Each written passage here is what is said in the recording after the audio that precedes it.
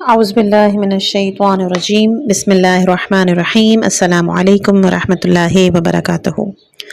آپ سن رہے ہیں اسرار نماز آیت اللہ محسن قرائتی کی ایک نہایت ہی اہم اور روحانی کتاب کہ جو نماز کے لیے باطنی معنی اور حکمتوں کو بیان کرتی ہے۔ آئیں اس سفر معرفت کا آغاز کرتے ہیں۔ آج اس کتاب کا انشاءاللہ کہ ہم چھٹا حصہ بیان کریں گے۔ پچھلے 5 حصوں کے لیے آپ پلے لسٹ بنامے اسرار نماز میں جا کر اس کو ملاحظہ کر سکتے ہیں۔ تو پچھلی جو ہماری گفتگو ختم ہوئی تھی وہ سورہ الحمد کے اوپر تھی، اور آج ہم بات کریں گے سورہ توحید کی۔ اگرچہ نماز میں سورہ حمد کے بعد کوئی بھی چھوٹا سورہ پڑھ سکتے ہیں، لیکن سورہ توحید کے پڑھنے کی بڑی فضیلت ہے۔ امام جماعت کے لیے یہ بہتر ہوتا ہے کہ وہ جماعت کے کمزور افراد کی رعایت کرتے ہوئے چھوٹے ہی سورے کا انتخاب کرے۔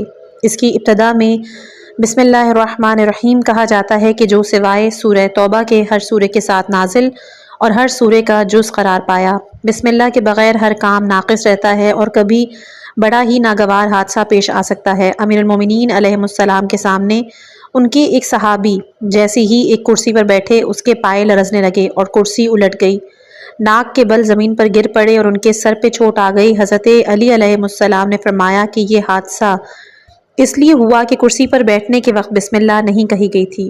سورہ توحید خدا کی یکتائی کی دلیل اور یہ بے نظیر سورہ ہے کہ جس کی پہلی آیت میں اعلان ہو رہا ہے کہ خدا ہر جہت سے یکتا واحد ہے۔ چونکہ خداوند عالم کے صفات اور وجود لامحدود ہے، اس لیے وہ ایک کے علاوہ نہیں ہو سکتا۔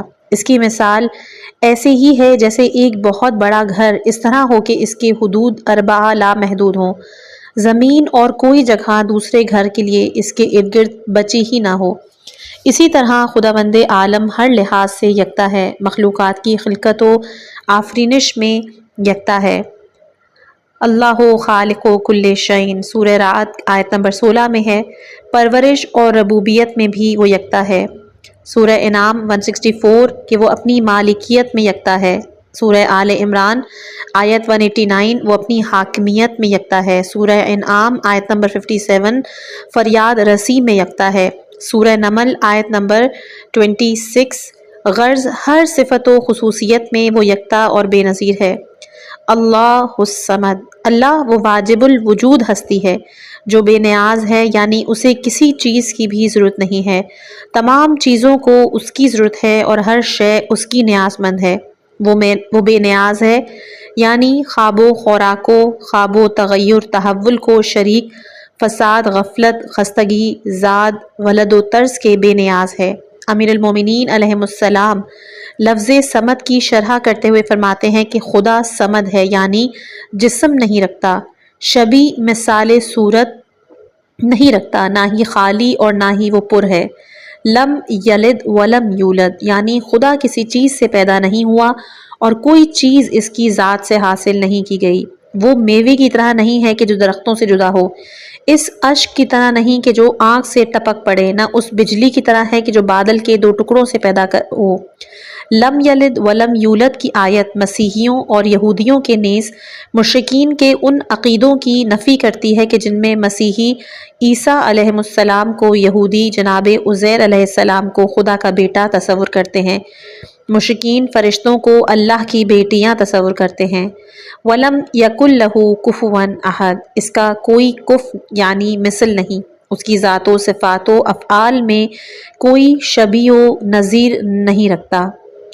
قراءت میں اطمینان نمازی کو چاہیے کہ حمد و سورہ کی قراءت اطمینان سے انجام دے اور تلفظ کے اعتبار سے صحیح ہو، جبکہ علم تجوید کا سیکھنا زیادہ مشکل نہیں، کیونکہ عربی اسلام و قرآن کی زبان ہے، لہٰذا نمازی اگر تھوڑی سی بھی ہمت سے کام لے تو تجوید کے ساتھ قراءت کر سکتا ہے۔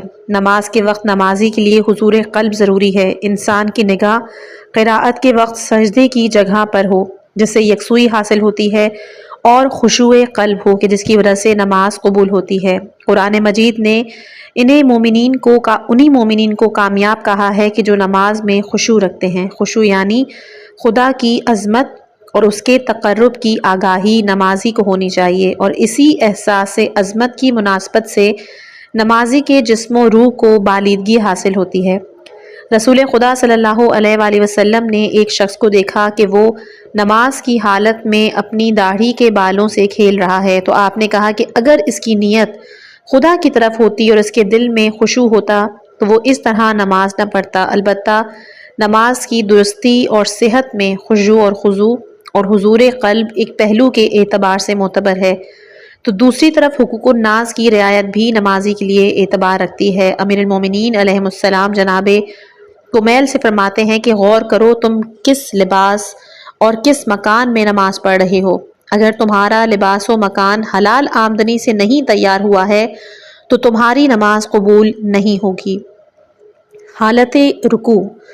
رکوع اس حالت کا نام ہے کہ نمازی سورہ ختم کرنے کے بعد خدا کی عظمت کے لیے اپنی فروتنی اور انکساری کا اظہار کمر تک اس طرح جھک جاتا ہے کہ اس کی دونوں ہاتھ زانوں پر پہنچ جائیں اور کمر سیدھی ہو، گردن کھچی ہوئی ہو، جس کا مطلب یہ ہے کہ بندہ خدا کی بارگاہ میں اپنی گردن خم کیے ہوئے ہے۔ ہر رکعت میں ایک رکوع واجب ہے سوائے نماز میت کے کہ جو بغیر رکوع کے ہے، اور نماز آیات کے کہ ہر رکعت میں 5 رکوع ہے۔ رکوع اللہ کی بندگی کے اظہار کا ایک بہترین طریقہ ہے اور یہ ارکان نماز میں سے ہے، یعنی نماز میں عمدن یا سہون بھی کم اور زیادہ ہو تو نماز باطل ہو جاتی ہے۔ رکوع خدا کی بارگاہ میں ادب و تہذیب سے پیش آنا ہے، سجود اس کے قرب کے حصول کے لیے ہے، اور وہ لوگ کہ جو اللہ کا قرب چاہتے ہیں تو رکوع میں یعنی اظہار ادب کرنے میں کسی قسم کی کوتاہی نہیں کرتے ہیں۔ امام جعفر صادق علیہ السلام اس ذیل میں فرماتے ہیں وَفِي الرُّكُوعِ ادب وفی السجود قرب ومن لا یحسن الادب۔ روایات و احادیث میں ائمہ معصومین علیہ السلام کے رکوع کے چند نمونے وارد ہوئے کہ جس میں کہا گیا ہے کہ رکوع کے ذریعے بندہ خدا کی بارگاہ میں شرمندگی کا اظہار کرتا ہے۔ اولیاء خدا کا رکوع۔ امیر المومنین حضرت علی علیہ السلام اس قدر طولانی رکوع فرماتے تھے کہ آپ کی پنڈلیوں سے پسینہ جاری ہو کر دونوں پیروں کے نچلے حصے کو تر کر دیتا تھا۔ ایک شخص امام جعفر صادق علیہ السلام کے بیت الشرف میں داخل ہوا، دیکھا کہ آپ حالت رکوع میں ہیں اور 60 مرتبہ آپ نے رکوع میں سبحان ربی العظیم و بحمدہ کی تکرار کی ہے۔ دوسری حدیث میں وارد ہوا کہ امام جعفر صادق علیہ السلام ہر نماز کے ہر رکوع میں 30 مرتبہ سے زیادہ تسبیح پڑھتے تھے۔ محدث ملا محسن فیض کاشانی اس روایت کے ذیل میں یہ ذکر کرتے ہیں کہ امام 30 سے زائد نماز جماعت میں پڑھتے تھے کہ جس میں ضعیف اور ناتوان کی رعایت کی جاتی ہے، کہ جس سے ظاہر ہوتا ہے کہ آپ کے پیچھے نماز پڑھنے والے اس طولانی رکوع کو پسند کرتے تھے۔ رکوع میں سبحان ربی العظیم و بحمدہ کی تسبیح پڑھی جاتی ہے۔ جس وقت سورہ واقعہ کی آیت نمبر 74 نازل ہوئی تو پیغمبر اسلام نے فرمایا اس کو تم اپنے رکوع میں قرار دو۔ فرشتوں کا رکوع۔ خدا کے فرشتے جو مسلسل اس کے عبادت کے لیے خلق ہوئے، ان میں سے کچھ ایسے ہیں کہ جو رکوع کی حالت میں ہیں، اور ان میں سے کچھ ایسے ہیں کہ جو مسلسل سجود کی حالت میں ہیں، اور کچھ ایسے کہ جو مسلسل تسبیح میں مشغول ہیں۔ امیر المومنین علیہ السلام نہج البلاغہ میں فرماتے ہیں ان میں سے کچھ فرشتے مسلسل سجدے کی حالت میں ہیں جو رکوع نہیں کرتے، کچھ رکوع کی حالت میں ہیں جو سیدھے کھڑے نہیں ہوتے، کچھ مسلسل صف باندھے ہوئے کھڑے ہیں جو صفوں سے الگ نہیں ہوتے، اور کچھ مسلسل تسبیح پڑھے جاتے ہیں کہ ان پر خستگی طاری نہیں ہوتی۔ پس ہر نمازی جب رکوع کی حالت میں ہے تو گویا اس کا فرشتوں کی صف میں شمار ہو جاتا ہے، جبکہ عالم وجود کا ہر ذرہ خداوند عالم کی تسبیح پڑھ رہا ہے، تو پھر انسان کے لیے رکوع میں تسبیح کی تلاوت سے بڑھ کر اور کون سی چیز باعث عزت ہوگی، اور کتنے غافل ہیں وہ انسان کہ جو نماز سجود و رکوع سے بے خبر ہیں۔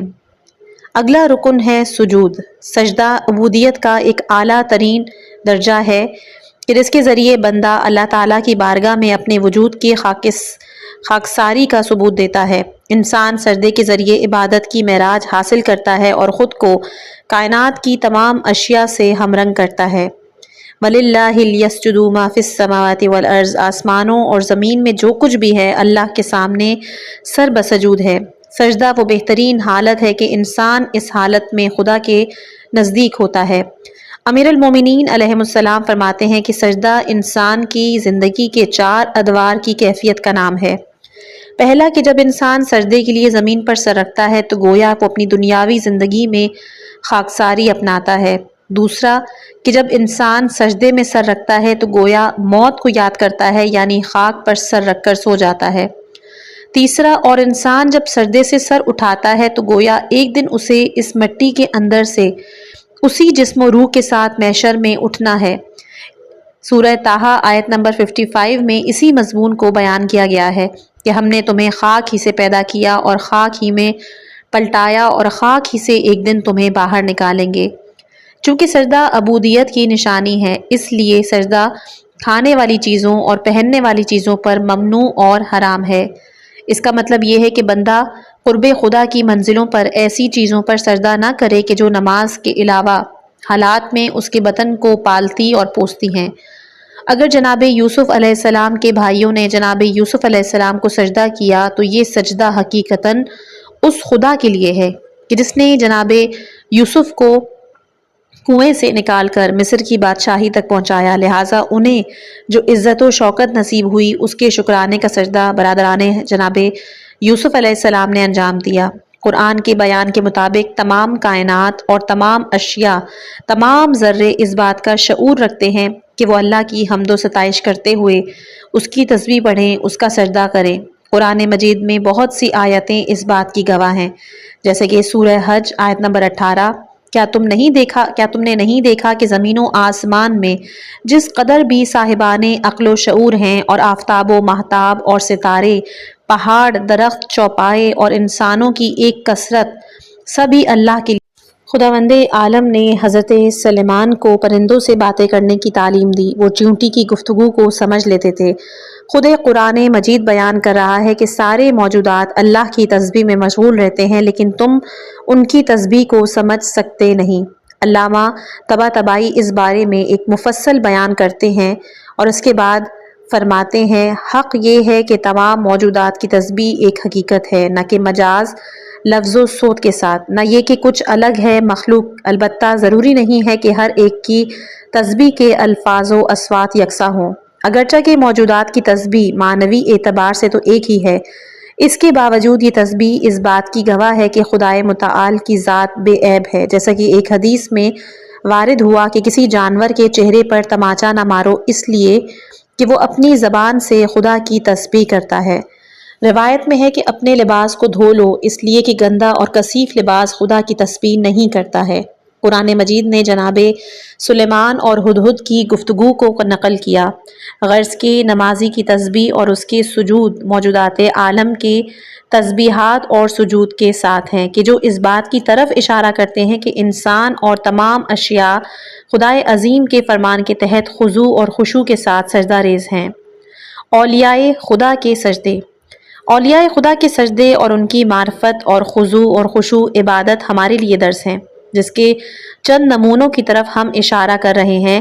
امام سجاد علیہ السلام اپنے سجدوں کو اس قدر توجہ اور خدا کے نام کی اس قدر تکرار کرتے تھے کہ آپ سجدے سے سر اٹھاتے تھے تو آپ کا جسم مبارک پسینے سے تر ہو جاتا تھا۔ امام کاظم علیہ السلام صبح کی نماز کے بعد جب سر سجدے میں رکھتے تھے تو دن چڑھے سر کو سجدے سے اٹھاتے تھے۔ جناب ابراہیم علیہ السلام خلیل اللہ کے مقام و منزلت تک اس لیے پہنچے کہ ان کے سجدے بہت طولانی تھے۔ سلمان فارسی کہتے ہیں کہ اگر سجدہ نہ ہوتا تو میں خدا سے موت طلب کر لیتا۔ حضرت موسیٰ علیہ السلام ہر نافلہ کے بعد اپنے چہرے کو کبھی داہنے کبھی بائیں رخسار کو خاک پہ ملتے۔ ایک شخص کہتا ہے کہ میں امام جعفر صادق علیہ السلام کو 500 مرتبہ سبحان اللہ کہتے سنا۔ قرآن مجید رسول اللہ صلی اللہ علیہ وآلہ وسلم کے اصحاب کی اس طرح توصیف کرتا ہے کہ وہ لوگ کافروں کے مقابل سخت و شدید تھے لیکن اپنوں کے لیے نرم و مہربان، اور وہ سب اہل سجود و رکوع ہیں اور مسلسل اللہ کے فضل اور اس کی رضا کے جستجو میں رہتے ہیں۔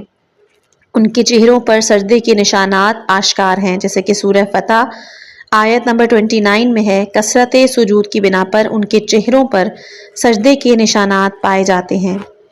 سجدے کے اثرات۔ سجدہ انسان کو خدا سے نزدیک کرتا ہے، گناہوں کو ختم کر دیتا ہے، شیطان کی کمر توڑ دیتا ہے، انسان کو بہشتی بنا دیتا ہے۔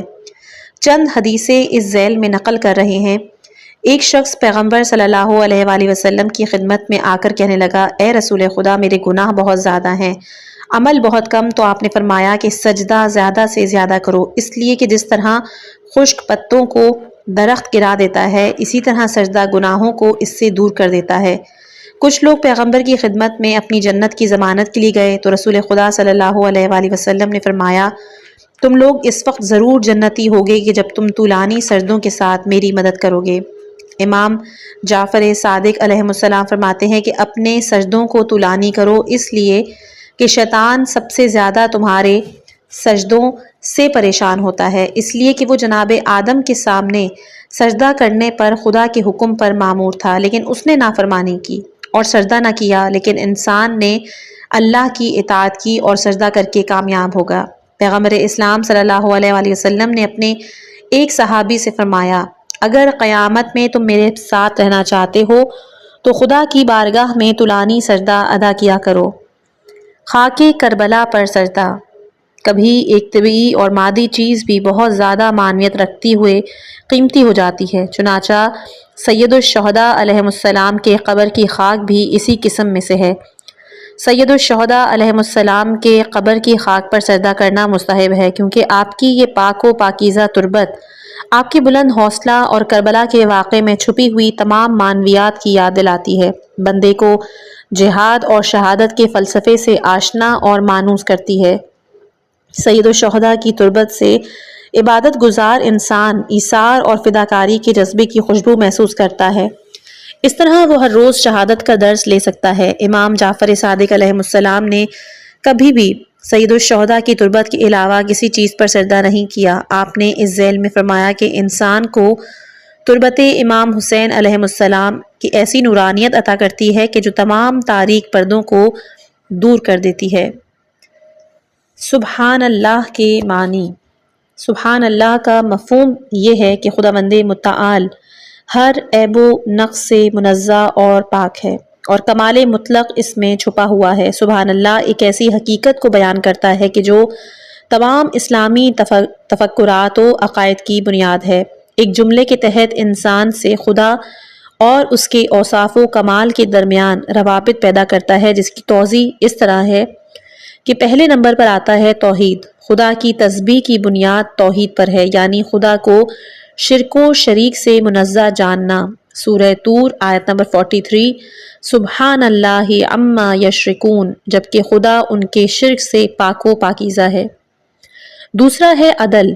عدل خداوند متعال کا عقیدہ اس سبحان اللہ میں پوشیدہ ہے، یعنی خداوند عالم کو ظلم سے منزہ جاننا۔ پس خداوند عالم کسی شخص پر ظلم نہیں کرتا، پس اگر کسی شخص اور قوم پر آفتیں اور بلائیں نازل ہوتی ہیں تو اس میں بندوں کی آزمائش ہوتی ہے تاکہ ان کا کردار سنور سکے، یا پھر بندوں کی بد کرداری کی وجہ سے عذاب کی صورتیں بلائیں نازل ہوتی ہیں، جیسا کہ سورہ شعراء کی آیت نمبر 3 میں خدا بند متعال بیان کرتا ہے، اور تم تک جو مصیبتیں بھی پہنچتی ہیں وہ تمہارے ہی ہاتھ کی کمائی ہوئی ہیں۔ سبحان ربنا ان کنا ظالمین، ہمارا پروردگار پاک و پاکیزہ ہے اور ہم اپنے اوپر ظلم کرنے والے ہیں۔ تیسرا ہے نبوت و امامت۔ نبوت اور امامت کے عقیدے کی بنیاد بھی اسی تسبیح کی بنا پر ہے، یعنی خداوند عالم انسانوں کو شیطانی خواہشوں اور اس کے مظالم سے نجات دلانے کے لیے اور اسے حق کمال اور سعادت دینے کے لیے اپنی طرف سے انبیاء کو معاون بنا کر بھیجا۔ اس صورت میں انسان کو خراب حالت پر پڑے رہنے دینا گوارا نہیں کیا، پس خدا اس چیز سے منزہ ہے کہ وہ انسان کو پیدا تو کرے، اس کے بعد دنیا میں حیران و سرگرداں چھوڑ دے، لہٰذا اس نے ہدایت کے لیے ہادی و رہبر کا انتظام کیا۔ ان کے اندر نصیحت قبول کرنے کی صلاحیت ہے، لیکن حق خدا کو نہیں پہچانتے اور یا اس کو حکیم نہیں جانتے۔ سورہ انعام آیت نمبر 91، اور ان لوگوں نے واقعی خدا کی قدر نہیں کی جبکہ یہ کہہ دیا کہ اللہ نے کسی بشر پر کچھ نہیں نازل کیا۔ چوتھا ہے معاد اور آخرت۔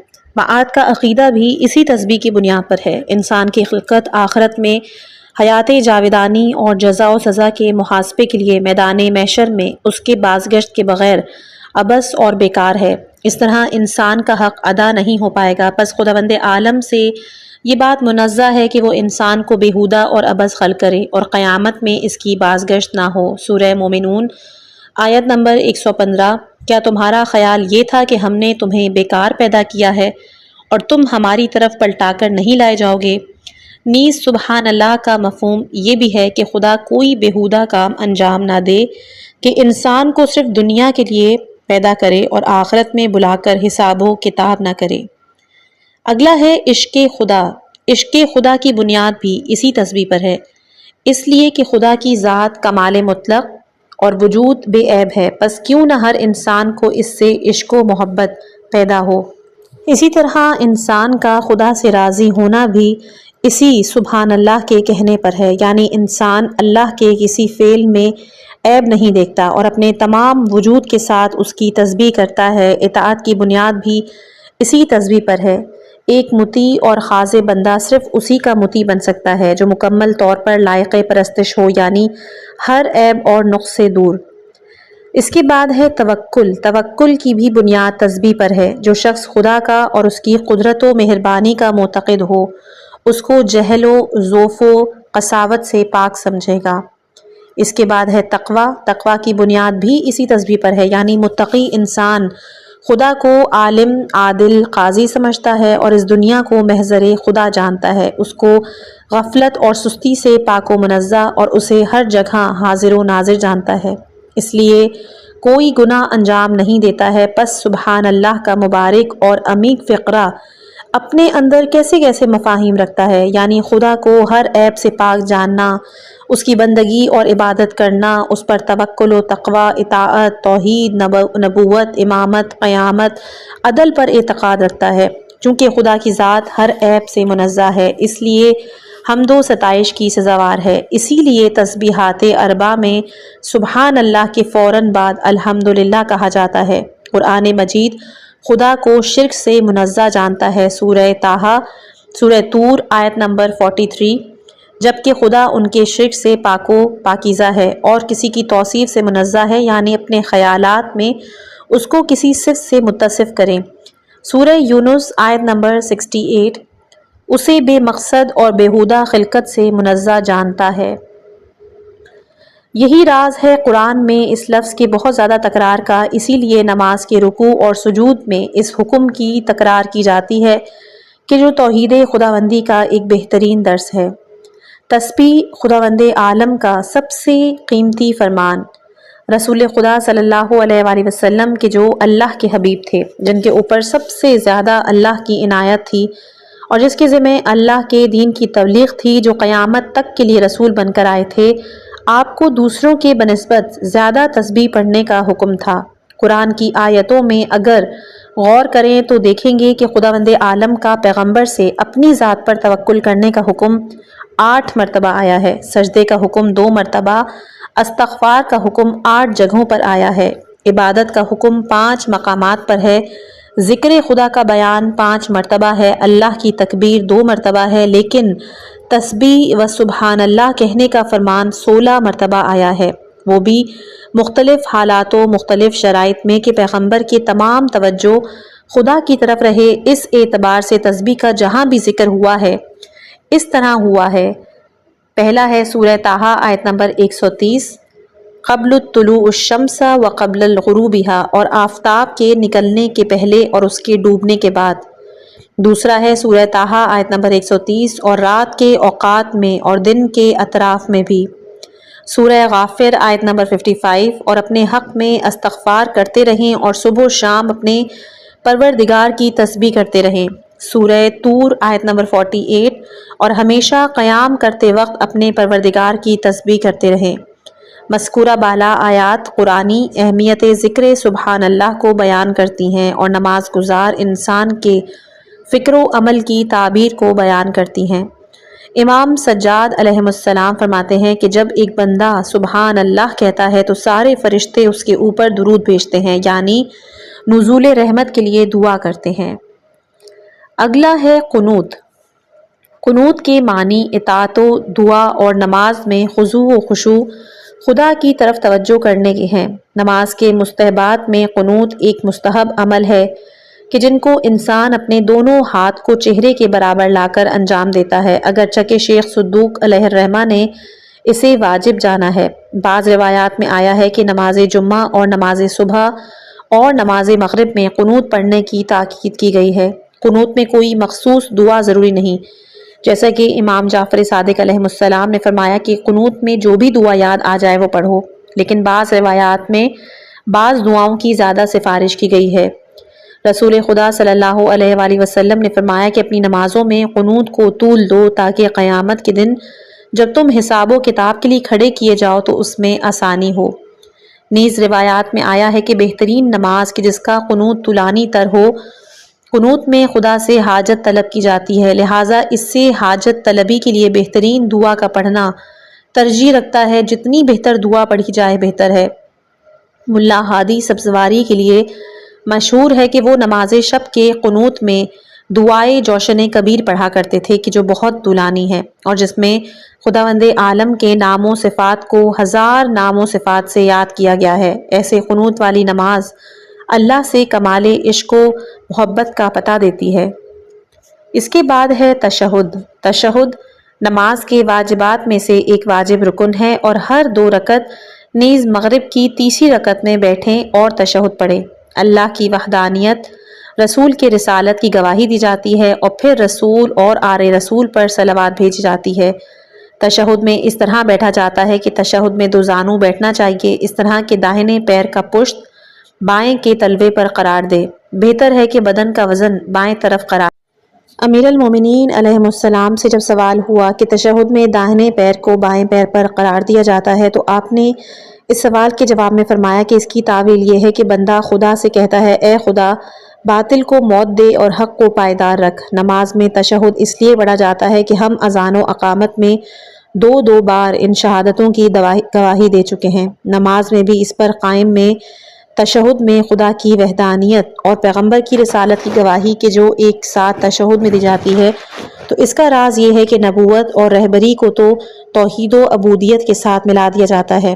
رسول ختمیہ مرتبہ صلی اللہ علیہ وآلہ وسلم کی رسالت و عبودیت کی گواہی رسول کے عظیم مقام کو بھی اجاگر کرتی ہے۔ واقعاً خداوند عالم نے ان کی رسالت کی گواہی کو اپنی توحید کی گواہی کے پہلو میں قرار دیا ہے اور یہ گواہی نماز گزار کو الہی رہبری کا یقین دلاتی ہے۔ اس بنا پر بندے سے اللہ کے رسول کی قدردانی کرواتی ہے اور تشہد میں رسول پر عبد کا مقدم ہونا اسی بات کی نشاندہی ہے کہ عبودیت وہ ایک عظیم شے ہے کہ جو رسالت سے بڑھ کر ہے۔ اس کا مطلب یہ ہے کہ چونکہ رسول اللہ صلی اللہ علیہ وآلہ وسلم کے حقیقی اور واقعی بندے تھے، اس لیے انہیں قیامت کے لیے آخری رسول بنا کر پیش کیا گیا۔ تشہد میں پیغمبر اور ان کی اولاد طیبہ پر درود بھیجنا بھی واجب ہے کہ جو اسلام کا بہترین شعار اور تشیع کی اعلیٰ ترین پہچان ہے کہ جس کے بغیر نماز نامکمل ہے۔ اگرچہ کہ اہل سنت کے عقیدے میں تشہد میں درود بھیجنے کی تاکید نہیں ہے، لیکن امام شافعی نے ایک شعر کہہ کر اپنے عقیدے کا اظہار اس طرح کیا ہے کہ جس سے ظاہر ہوتا ہے کہ ان کے نزدیک تشہد میں درود واجب ہے۔ امام شافعی شعر میں فرماتے ہیں کہ اے آل رسول، تمہاری محبت ہم پر فرض ہے اور اس فرض کو قرآن میں اللہ نے نازل کیا ہے، پس جو شخص نماز میں تم پر درود نہ بھیجے ان کی نماز صحیح نہیں ہے۔ صلوات کی کیفیت جس میں پیغمبر اور ان کی آل پر نزول رحمت کے لیے اللہ سے دعا کی جاتی ہے، تفسیر اور فقہ کی کتابوں میں متعدد حدیثیں اہل سنت کے علماء نے بھی نقل کی ہے۔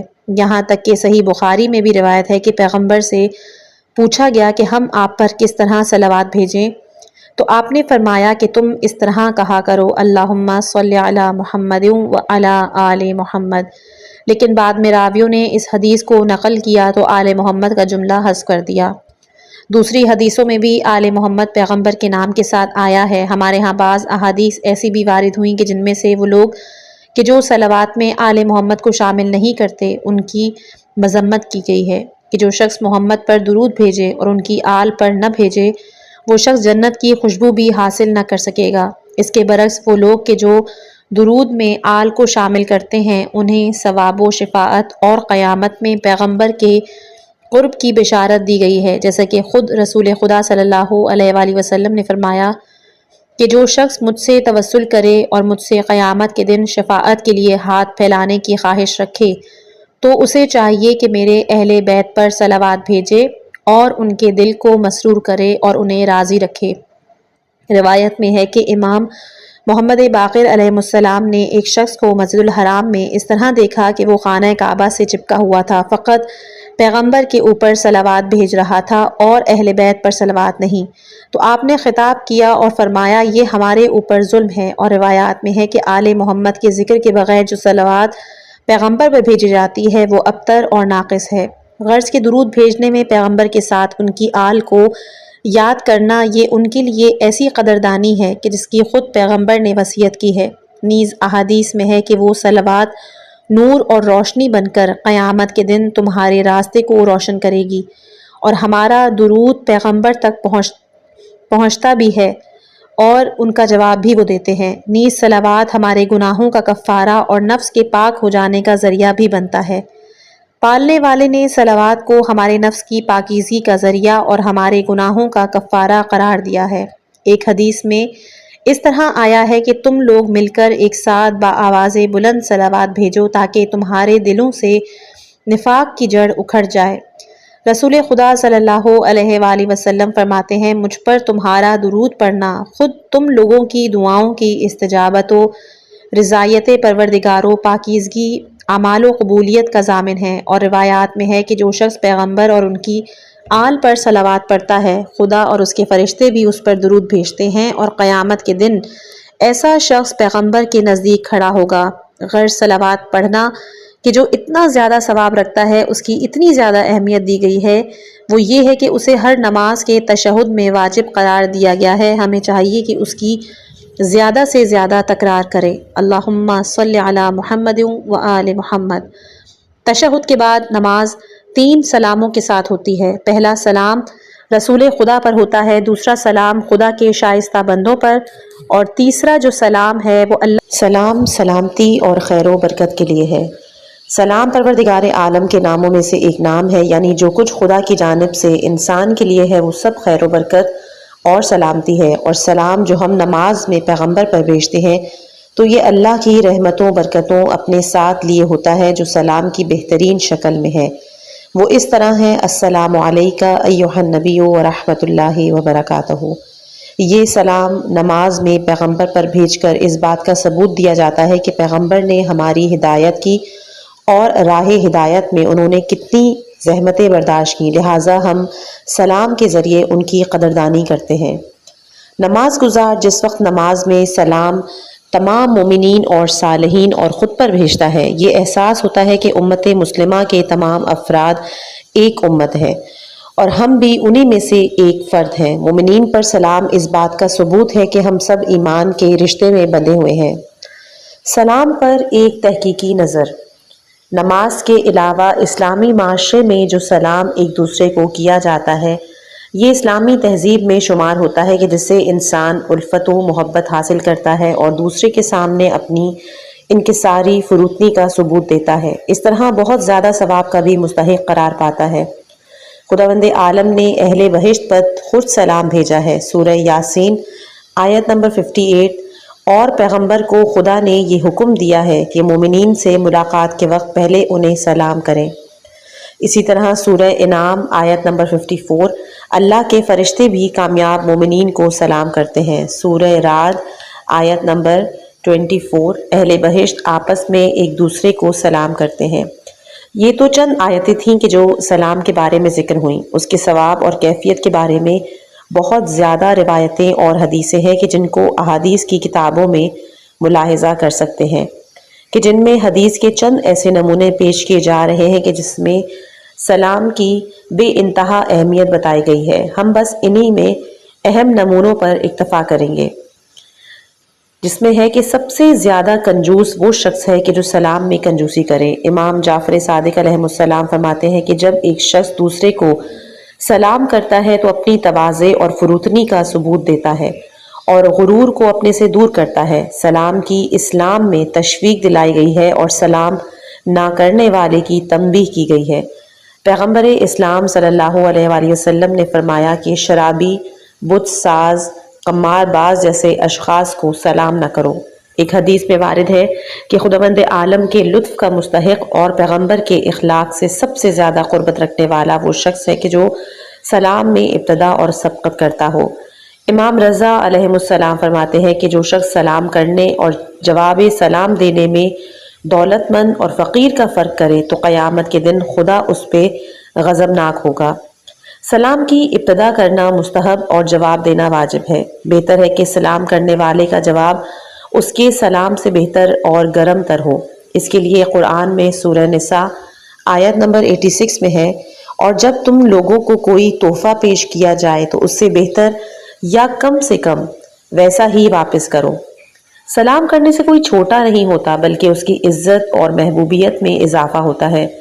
رسول خدا صلی اللہ علیہ وآلہ وسلم ہر ملاقات کرنے والے شخص کو یہاں تک کہ بچوں تک کو سلام کرتے اور اپنے اس عمل پر افتخار کرتے تھے۔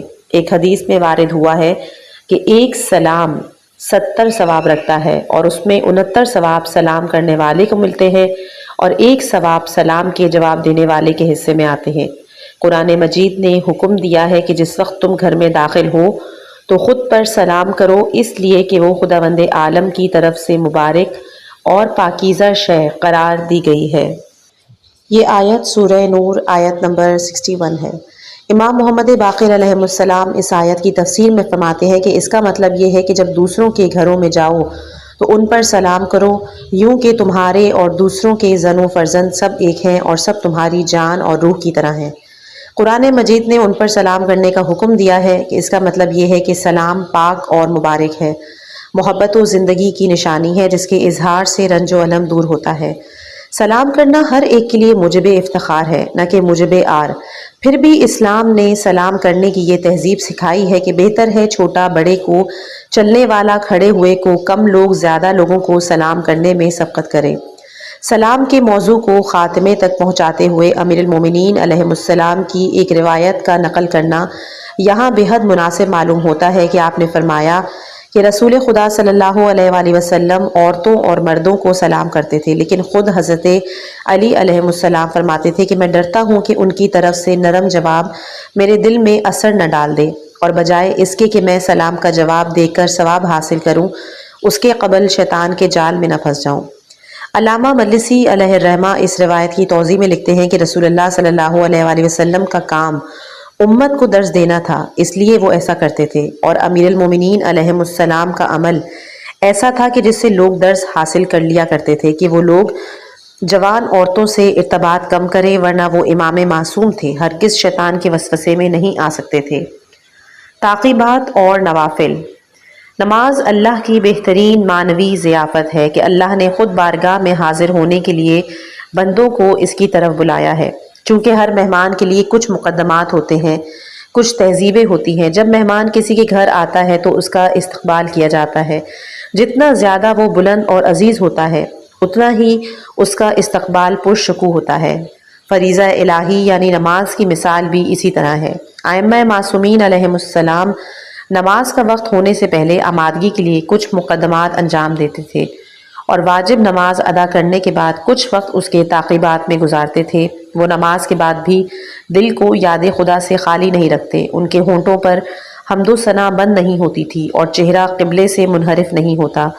کیا ائمہ معصومین علیہ السلام نے نماز کو آنکھوں کا نور نہیں کہا؟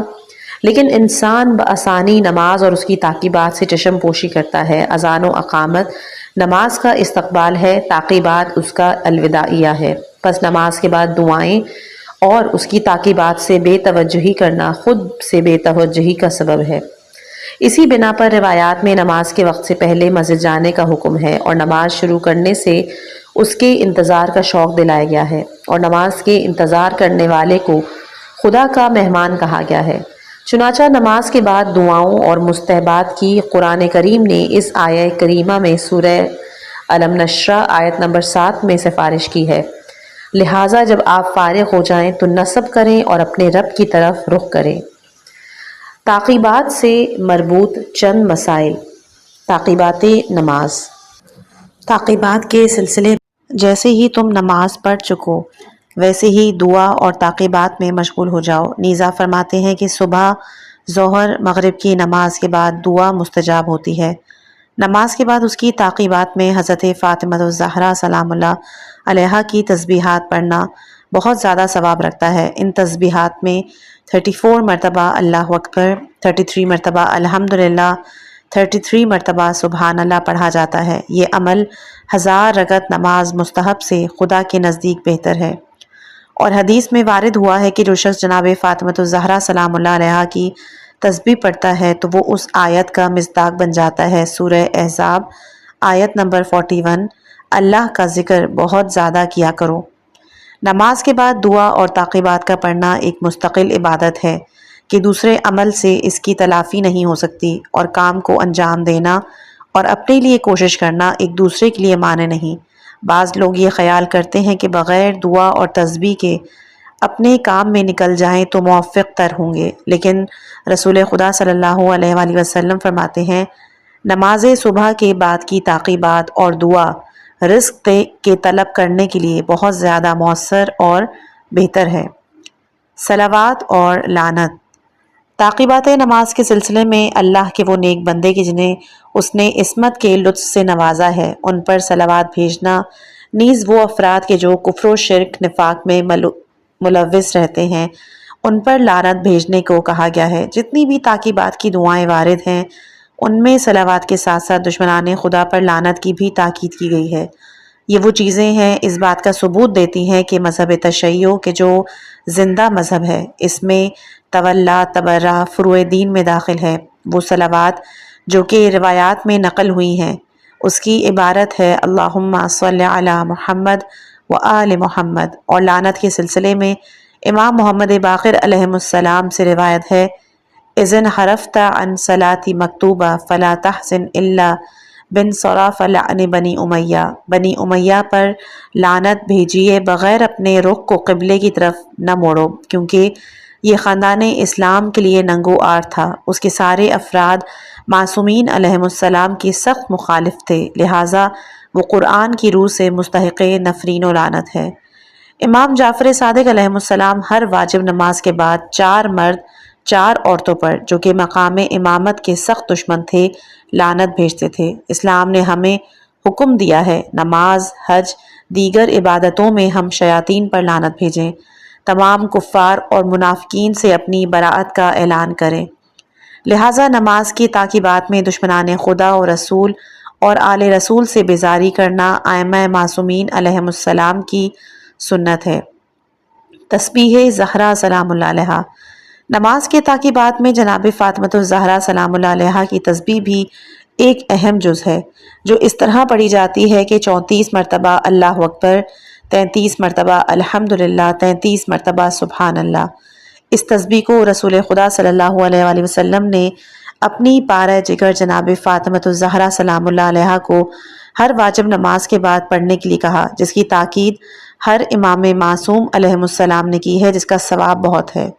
امام محمد باقر علیہ السلام فرماتے ہیں تسبیحات میں سب سے بہتر جناب فاطمہ الزہرا سلام اللہ علیہا کی تسبیح ہے، جسے رسول خدا صلی اللہ علیہ وآلہ وسلم نے اپنی دختر خاتون کو میسر فرمائی۔ چنانچہ متعدد روایات میں یہ بات وارد ہوئی کہ امام حسین علیہ السلام کے مرقد مطہر کی پاک خاک کی تسبیح کے دانوں پر جناب فاطمہ الزہرا سلام اللہ علیہا کی تسبیح پڑھنے کا بہت ثواب ہے، یہاں تک کہ بغیر ذکر کے تسبیح کے دانوں کو انگلیوں پہ گردش دینے سے بھی ثواب ہے۔ ایک روایت میں ہے کہ جس وقت تسبیح پڑھنے والا خاموش ہوتا ہے اور اس کی انگلیوں میں خاک شفا کی تسبیح کے دانے ہوتے ہیں، وہ دانے خود ذکر خدا کرنے لگتے ہیں، اور یہ تسبیح ہمیں کربلا کے اس عظیم واقعے کی یاد دلاتی رہتی ہے کہ جس میں سید الشہداء علیہ السلام نے کس مظلومی کے عالم میں دشمنان دین خدا سے جہاد کیا اور شہید ہوئے۔ سجدہ شکر۔ خداوند عالم کی نعمتوں پر شکر بجا لانا ہر عبادت کی تہذیب اور معرفت خدا کی نشانی ہے، جس کی بہت زیادہ تاکید کی گئی ہے۔ اللہ کی نعمتوں کا ذکر کرنے سے انسان کے اندر خدا کی محبت اور زیادہ پیدا ہوتی ہے اور بندے پر اللہ کی نعمتوں کے نزول میں فراوانی کا سبب بنتی ہے۔ اگرچہ کہ خداوند عالم کی نعمتوں کا واقعی شکر ادا کرنا انسان کی قوت اور طاقت سے باہر ہے، پھر بھی ہر انسان کو چاہیے کہ اپنی طاقت کے مطابق شکر ادا کرے۔ خدا کے شکرانے کی مختلف صورتیں ہیں، ایک صورت سجدہ شکر کی ہے، اس لیے انسان زمین پر اپنی پیشانی کو رکھ کر اس کا شکریہ ادا کرے، لہٰذا سجدہ شکر بھی نماز کے تاکیبات کا ہی ایک جز ہے۔ علامہ مجلسی نے بحار الانوار میں نماز کے تاکیبات کے سلسلے کی روایات ائمہ معصومین علیہم السلام سے نقل کی ہیں، جن میں متعدد روایات سجدہ شکر کے سلسلے میں وارد ہوئیں۔ نماز کے بعد کا سجدہ شکر در حقیقت اس بات کا شکرانہ ہوتا ہے کہ بندہ خدا کو نماز کے مکمل کرنے کی توفیق جو حاصل ہوئی ہے اس کا شکر کرے۔ سجدہ شکر میں 3 مرتبہ شکرن للہ کہنا کافی ہے، لیکن ایک حدیث میں وارد ہوا کہ انسان اس سے پہلے ایک ہی سانس میں جب 3 مرتبہ یا رب یا رب یا رب کہتا ہے تو خداوند عالم اس سے لبیک کہتے ہوئے خطاب کرتا ہے، اے میرے بندے تیری کیا حاجت ہے؟